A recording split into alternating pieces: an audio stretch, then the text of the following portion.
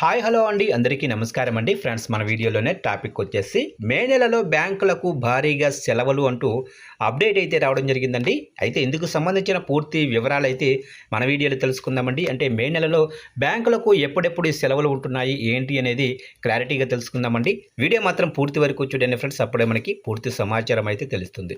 Late చేయకుండా టాపిక్లోకి వెళ్ళిపోదాము. ఇక బ్యాంకు పనుల నిమిత్తం వెళ్లే వారికి ముఖ్య గమనిక. వచ్చే మే నెలలో వారాంతపు సెలవులు పండుగలు కలుపుకొని మొత్తం 9 రోజుల పాటు బ్యాంకులు పనిచేయవు. Reserve bank of India RBI May 2026కు సంబంధించి సెలవుల జాబితాను విడుదల చేసింది. ఖాతాదారులు తమ బ్యాంకు పనులను ప్లాన్ చేసుకునేటప్పుడు ఈ సెలవులను దృష్టిలో ఉంచుకోవాలని అధికారులు సూచించారు. ఇక సెలవుల పూర్తి వివరాలైతే ఇలా ఉన్నాయి.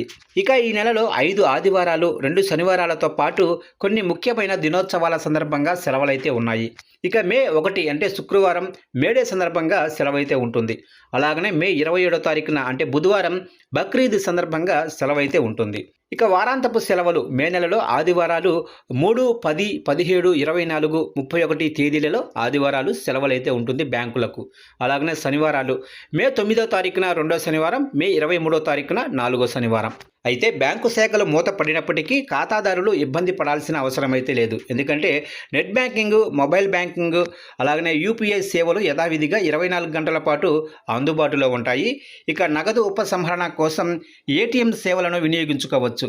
అత్యవసర లావాదేవీలు ఉన్నవారు ముందుగానే తమ పనులను పూర్తి చేసుకోవటం ఉత్తమమని నిపుణులు సూచిస్తున్నారు.